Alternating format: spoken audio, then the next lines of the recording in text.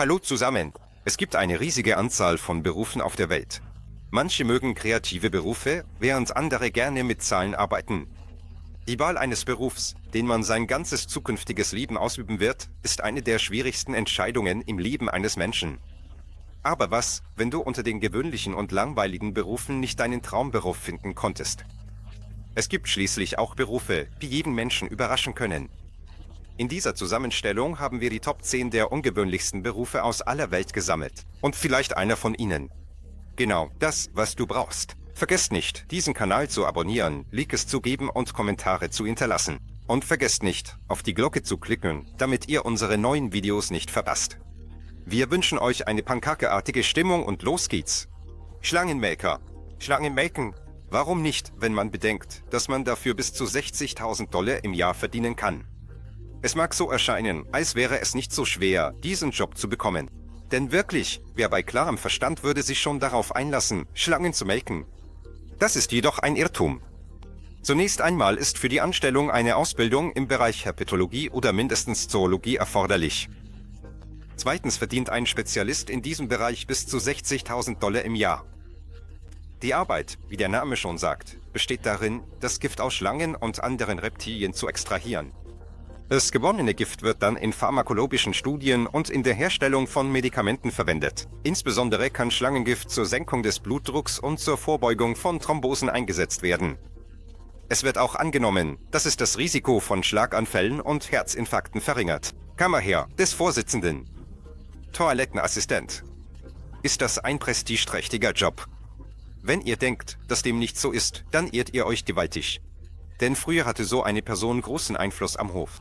Die Rolle dieser Person bestand darin, dem Monarchen bei seinen Toilettengängen zu assistieren. Die Arbeit galt als unglaublich prestigeträchtig. Der Kammerherr des Vorsitzenden war über die geheimsten Dinge im Bilde. Die Geheimnisse des Königs oder der Königin, hatte großen Einfluss am Hof und erfüllte auch wichtige Aufträge. Der erste Vertreter dieses Berufs nahm seine Position unter Heinrich VII. Ein und schickte sie 1901 auf den Müllhaufen der Geschichte. König Edward VII.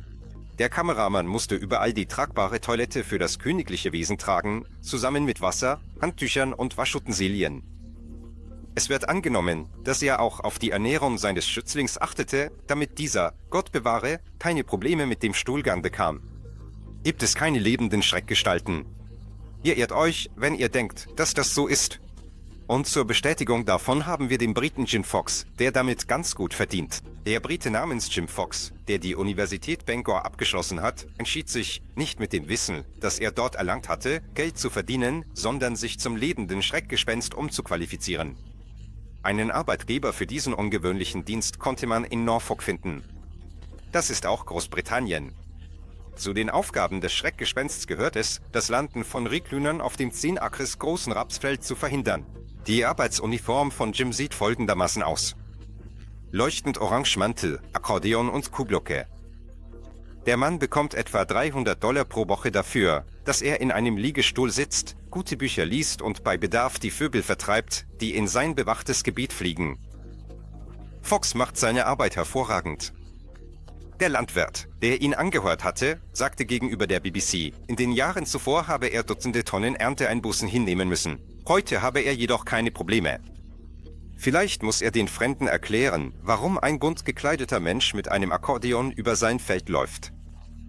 Wenn ihr zu einer Veranstaltung gekommen seid und nach einer Weile schon in einem Sack geschleppt werdet. Wenn da ein paar Muskelprotze sind, dann braucht ihr euch wahrscheinlich keine Sorgen zu machen, denn das ist einfach ein Scherz des Veranstalters. Ihr seid zu einer Firmenfeier gekommen, um zu trinken oder, wenn ihr Glück habt, eine Romanze zu beginnen. Irgendwann kommen ein paar Muskelprotze mit kriminellem Aussehen auf euch zu, setzen euch einen schwarzen Sack über den Kopf und schleppen euch nach draußen zu ihrem wartenden Auto. Entspannt euch. Wenn euch wirklich so etwas passiert, seid ihr Opfer von professionellen Entführer, die nichts Illegales tun. Diese Art von Streichen sind in letzter Zeit ziemlich populär geworden, denn entführt zu werden macht viel Spaß, nicht wahr?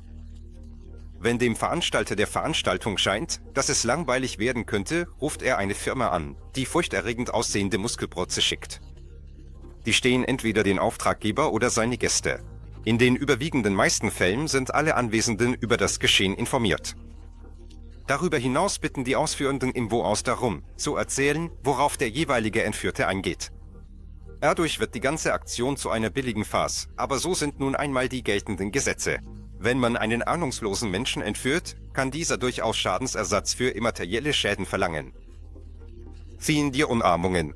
Dann solltest du dir einen Umarmungsanbieter bestellen. Das wird allerdings nicht ganz billig. Hier ist wahrscheinlich schon aus der Berufsbezeichnung alles ganz klar ersichtlich. Von ihrem Besitzer wird verlangt, Kunden gegen Bezahlung zu umarmen. Im Internet konzentrieren sich die Spezialisten dieses Profils auf einige Plattformen, wobei die größte wahrscheinlich Cardlist ist. Hier kann man Streicheleinheiten und Zärtlichkeiten bestellen, die auf die Bedürfnisse des Kunden abgestimmt sind. Jeder Umarmungsanbieter hat ein Profil, das man sich genau anschauen kann, bevor man seine Dienste in Anspruch nimmt. Die kosten übrigens nicht gerade wenig. Es stellt sich heraus, dass der durchschnittliche Verbraucher bereit ist, etwa $60 für ein geliefertes Vergnügen zu zahlen, das, wie man versteht, keine Intimitäten umfasst. Wenn du denkst, dass es einfach ist, bis zu 14 Fahrräder pro Jahr aus dem Wasser zu holen, frag mal die Leute, die mit einem Kran in Amsterdam arbeiten. Amsterdam ist die Fahrradstadt der Welt und auch eine Stadt mit vielen Kanälen. Fügen Sie dazu hinzu, dass hier einige Drogen legalisiert sind und das holländische Bier einen Alkoholgehalt von 8 Grad hat. Und ihr werdet verstehen, dass die genannten Fortbewegungsmittel regelmäßig in den Wasserstraßen dieser Stadt landen. Deshalb sind die Leute, die Fahrräder aus den Kanälen fischen, gefragter denn je. Sie werden vom Staat angestellt und holen mit einem Kran, der auf einem Barge installiert ist, alles vom Grund, was in ihre hydraulische Schaufel gerät. Oft müssen sie Autos anheben. Jedes Jahr schaffen es die örtlichen Fahrer, bis zu 50 dieser Radfahrzeuge zu versenken. Was die Fahrräder angeht, werden deutlich mehr als 14.000 Stück herausgeholt. Ententrainer. Das gibt's wahrscheinlich nur im Zirkus. Im berühmten Peabody Hotel, das in Memphis, Tennessee, liegt, gibt es eine feste Stelle für einen Ententrainer. Sie wurde 1940 eingeführt. 8 Jahre zuvor ging der Hotelbesitzer namens Frank Schutt mit Freunden auf die Jagd und hatte die Idee, es wäre lustig, lebende Beute, also ein paar Enten, in den Brunnen des Lokals zu setzen. Der erste Mentor der gefiederten Freunde war ein ehemaliger Zirkustrainer, der sie dazu brachte, jeden Morgen in einem feierlichen Marsch vom Dach des Hotels, in dem sie lebten, bis zum Brunnen zu ziehen, wo sie die Besucher mit ihrem Anblick erfreuten. Besucher im Laufe des Tages. Die Tradition hat sich etabliert und seitdem ist der Ententrainer ein fester Bestandteil des Hotels. In den letzten Jahren führt er seinen Blog im Internet und berichtet der ganzen Welt über das Alltagsleben und das Wohlbefinden seiner Schützlinge. Wenn du denkst, dass eine Beerdigung nicht traurig genug sein wird, kannst du Trauerweiber engagieren. Beerdigungen gefallen niemandem, es sei denn, sie füllen das Bankkonto mit echtem Geld.